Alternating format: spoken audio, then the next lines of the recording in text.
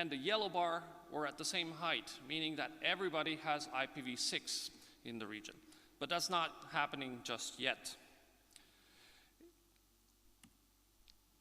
In order to measure the distribution of IPv6 in the ripe region, we have a rating system that we've called IPv6 ripeness. And you get a star for each of these things that you do. First of all, getting an IPv6 allocation, that would be 1 star. Starting to announce it would be a 2nd star. Requesting reverse delegation would be a 3rd star, and creating a root object in the registry would be a 4th star.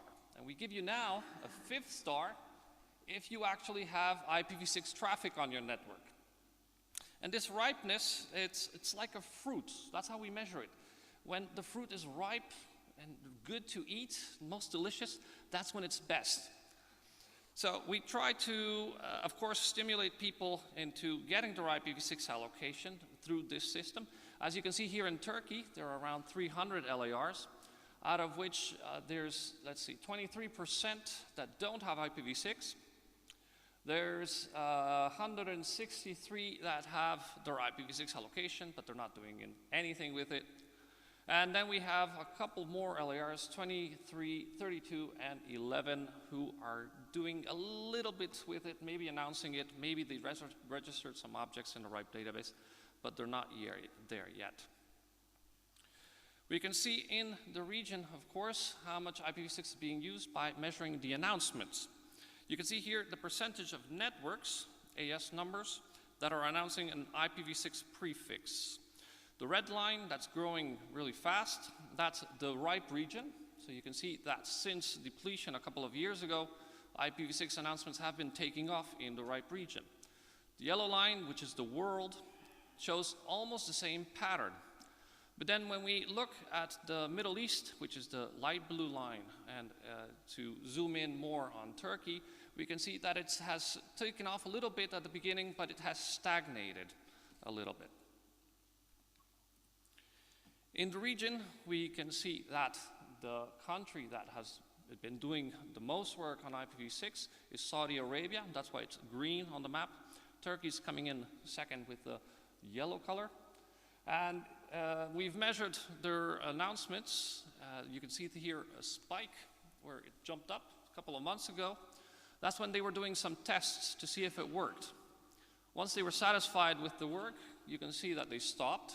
And now they're starting to announce again, spiking up towards IPv6 deployment.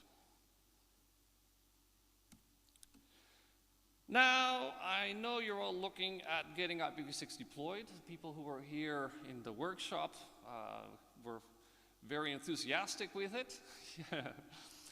But somehow I know you probably still can't leave IPv4 behind, and that's okay, no worries. If you need to get more IPv4 space, you can look into IPv4 transfers. So let me talk about that. If you need more IPv4 addresses, the RIPE community policy allows you to transfer between LARs. And if you transfer a block from one LAR to another, there's always a 24-month holding period after the transfer. So you get the IPv4 block, and you can't transfer it again until 2 years have passed. This is to avoid stockpiling in the market.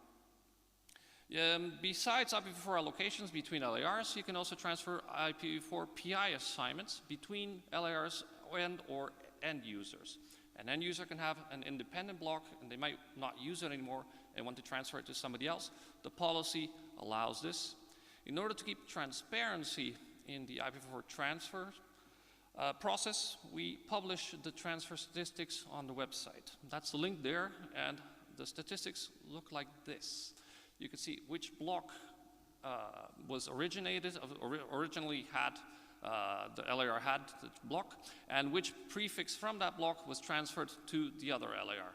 We also publish the names of the companies that had the block and that received the block and on which date, in case you want to see. There's a similar list of this with transferred PI assignments just behind this list. So if you want to do an IPv4 transfer, you probably want to start looking around where you can find one. We have some places for you. One of them is our IPv4